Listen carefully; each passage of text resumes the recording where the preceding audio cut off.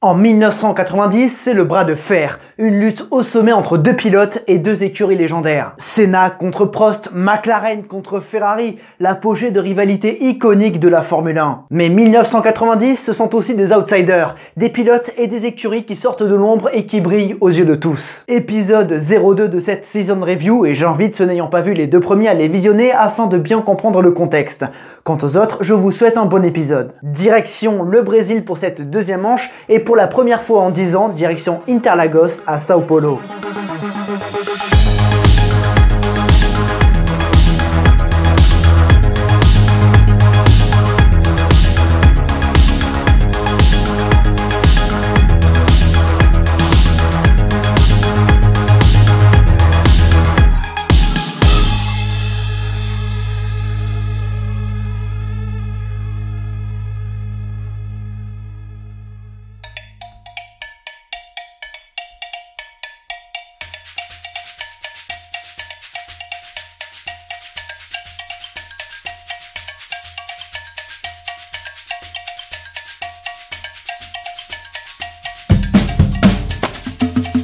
Interlagos est situé dans la banlieue de Sao Paulo. Première venue pour le Grand Prix du Brésil de Formule 1 en 1973, il permettra à des Fittipaldi ou à des Pache de briller, mais pas seulement. Son tracé était très apprécié avec de longues lignes droites, de belles courbes et du dénivelé. Mais ce dernier a évolué depuis sa dernière venue en 80.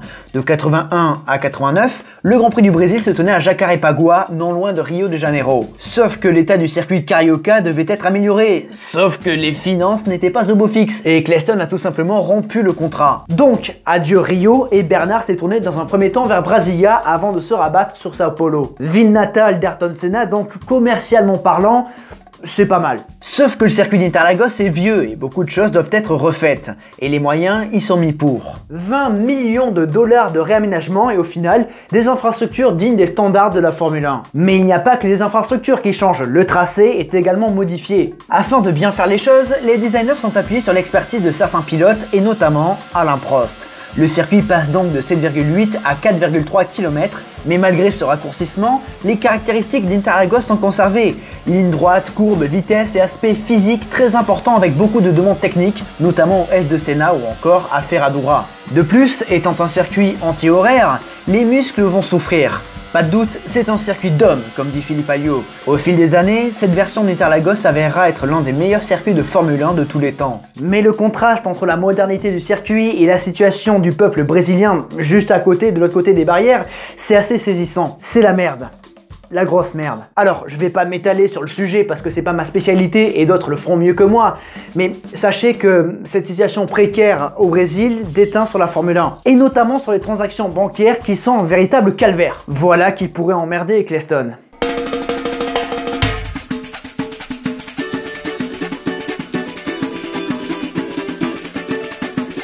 Ferrari n'a pas connu une entame de saison facile à Phoenix avec des problèmes moteurs et un rythme bien en deçà de ce qu'ils avaient montré durant les essais hivernaux. Mais comme on a dit, le caractère atypique de ce circuit urbain bosselé, ça explique la contre-performance des rouges. Et du coup, chez Ferrari, on se montre confiant. Une autre personne se montre confiante également, c'est Ron Dennis qui ne manque pas de tacler assez violemment Ferrari. Rappelez-vous que Suzuka 89 est encore dans les mémoires, mais aussi Historic 89 où Senna s'était fait sortir par Nigel Mansell sur Ferrari alors que le moustachu était disqualifié. Bref, Dennis accuse aussi Ferrari d'avoir débauché Steve Nichols avec des pots de vin. Steve Nichols, l'ancien directeur technique de McLaren qui est parti chez Ferrari en même temps que Prost. Je rappelle que McLaren avait perdu John Barnard fin 86 et que Gordon Murray a fait ses valises en fin 88. Donc Ron en a marre de perdre ses ingénieurs de talent. De plus, Dennis s'en prend à Prost. Oui, il se fait plaisir sur la distribution de gifles. Il affirme que Prost aurait dû prendre une année sabbatique, comme il lui avait suggéré. Année sabbatique payée 1 million de dollars par Dennis. De plus, il donne comme argument la lassitude d'une forte pression pendant 10 ans en Formule 1. Ça lui aurait fait du bien. Je trouve que sur ce coup, Dennis a perdu une belle occasion de se taire. Parce que bon, il aurait pu se servir des 1 million de dollars qu'il voulait donner à Prost pour pas qu'il pilote pour conserver Steve Nichols. Bref. on n'est qu'au deuxième week-end de la saison 90. Mais Prost n'est pas le seul à être dérangé par les propos de Dennis, car Balestre et Ecclestone ont déjà leur patience entamée par le boss de McLaren. Ce dernier a critiqué le système de revenus télévisuels et ça dérange notre duo infernal. Bernie et Balestre se méfient de Ron Dennis qui pourrait avoir une main plus importante que prévu dans les renégociations pour les accords Concorde. Et dans tout ce bordel, certaines personnes lancent des rumeurs. Si Dennis en veut autant à Ferrari, c'est peut-être parce que Senna cherche à les rejoindre.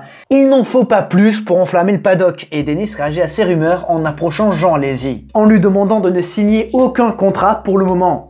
Affaire à suivre.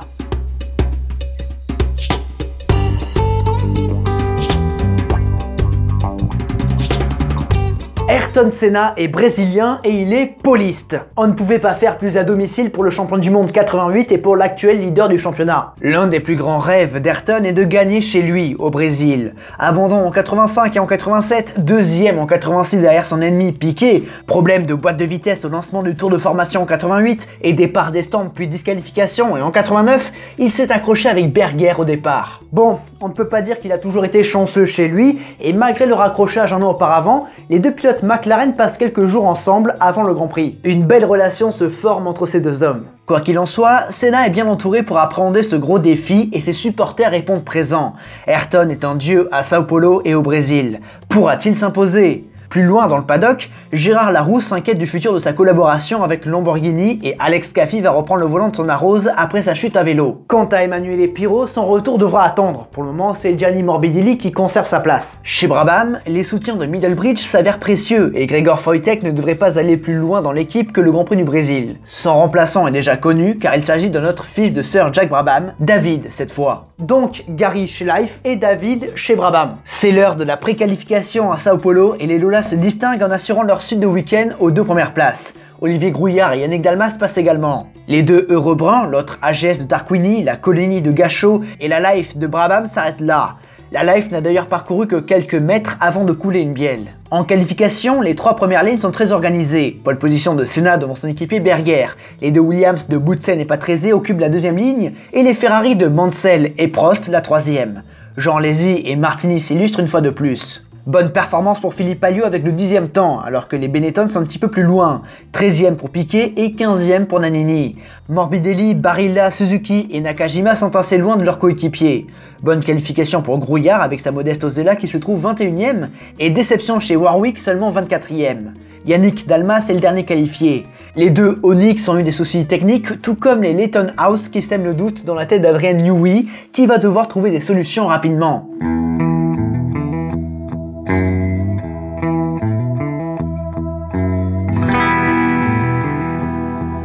Les fans répondent présents en nombre pour le retour du Grand Prix du Brésil à Sao Paulo.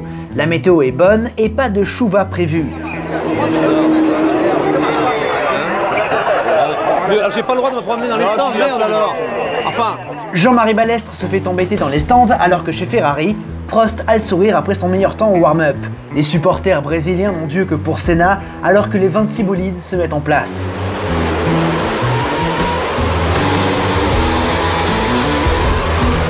Le départ est donné et Patrese manque son envol. Prost et Mansell le dépassent et De Cesaris veut faire de même, mais Alesi est déjà sur le coup et ça ne passe pas. La Dallara est envoyée en tête à queue dans le bac à sable.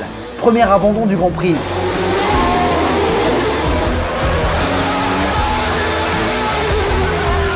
Devant, Senna n'en a que faire et mène devant Berger, Boutsen, Prost, Mansell, Patrese, Alesi et Martini. Derrière, Nakajima essaie de se débarrasser de Grouillard.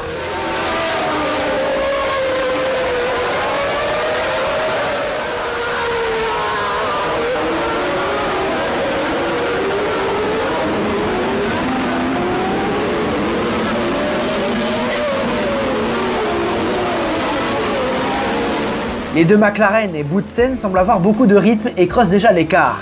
Les Ferrari sont en embuscade. Thierry Boutsen est surprenant et se montre de plus en plus menaçant sur Gerhard Berger.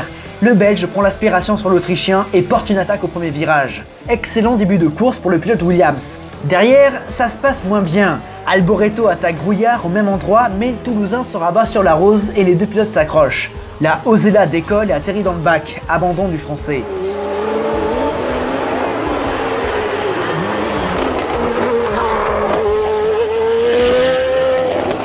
Quelques tours plus tard, Prost sonne la charge et remonte sur Berger. Les commentaires de Ferrari après Phoenix semblent justes car les rouges sont en meilleure forme ici. À l'entame du 17e tour, Prost se jette à l'intérieur et prend la 3e position. De plus, le Français parvient à s'échapper rapidement. Devant, Senna est toujours en tête et contrôle son écart avec Boutsen, entre 3 et 4 secondes entre le Brésilien et le Belge. Mais on a le sentiment qu'il en reste encore sous le pied du Brésilien alors que Prost poursuit sa remontée et se rapproche de Boutsen. Alain signe le meilleur tour et on se dirige peut-être vers un nouveau duel Senna-Prost. Du côté de chez Mansell, c'est plus compliqué. Il Leone s'arrête pour changer de pneu mais ne peut enclencher la première pour repartir. Il change alors de volant et reprend la piste après 20 secondes d'immobilisation. 2 tours plus tard, c'est Boutsen qui regagne les stands, mais le Belge a des soucis de frein et manque son freinage dans la pit lane. Il heurte le pneu du préposé à l'arrière droit, mais heureusement, ce dernier n'est pas blessé. En revanche, l'aileron avant est cassé pour Thierry. Boutsen perd 1 minute dans cette affaire. Dommage.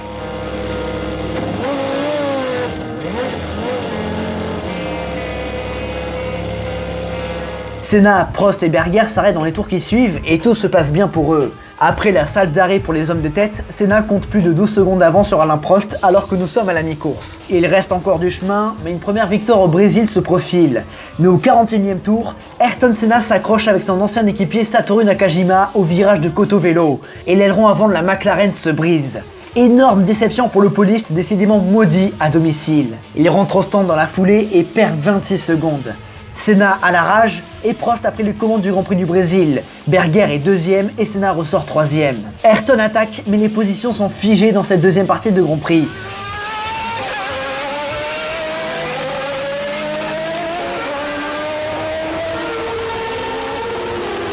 Au 63e tour, Patrese qui naviguait à la 5e position voit son moteur cracher de la fumée. Fuite d'huile et abandon pour l'Italien. À ce jeu, Boutsen prend sa place et Alesi remonte dans les points, mais Nelson Piquet remonte sur l'Avignonnet. Un 7e point pour Alesi ou 50 000 $ pour Piquet. Tel est l'enjeu de cette bataille que nous vivons hors caméra. Au final, Piquet passe la tirette sur la ligne d'arrivée. Alain Prost n'a pas tremblé et a mené une course intelligente en évitant les problèmes. Le Français décroche sa 40e victoire en carrière, mais surtout sa première avec Ferrari et ce, dès sa 2e course en rouge. Berger termine 2e et Senna 3e. Mansell marque également ses premiers points de la saison. Honestly, I didn't care about Ayrton today because it was a Brazilian Grand Prix. I just wanted to do well and wanted to win this race because we expected to be very competitive at the beginning of the year because we've done very good tests in the winter and the first race was very bad for us. And I just wanted to push hard from the beginning and I'm very, very happy. And for me, for sure, it's maybe my best win in my career. I mean, with the first with Ferrari after only 2 races, and also for the team it's fantastic because we have a new car, new engine coming in Imola, and I think it's a good start of the season. The car was good, and I had a good feeling for it. But I came up to Nakajima, I stayed behind him 4 or 5 corners, and when I come up to then eventually take him, he opened the door. When I am just about halfway beside him, he come back without notice. I tried to brake, I avoid touching wheel to wheel, but he took my nose off and then that was it. Alors Olivier, pour vous, la course s'est arrêtée beaucoup plus tôt et nous allons le voir parce que vous avez un problème, vous avez escaladé Alboreto. Comment ça s'est passé? J'étais fatigué de départ, alors j'avais prévu de m'arrêter très trop. Et... Ça va, cette saison, ça se présente pas trop mal pour vous? Non, mais ça se présente très bien. On avait une voiture dite vieille auto. Ce qui m'inquiète, c'est qu'en fait, Alain vient de dire qu'il avait une nouvelle voiture à Imola, nouveau moteur, nouveau châssis, enfin, etc. Et que, en fait, j'ai l'impression qu'il va avoir une nouvelle voiture tous les Grands Prix. Et que moi, je n'en ai qu'une à Imola, quoi. Alors, il ne faudrait pas la casser. Hein. Dernière question.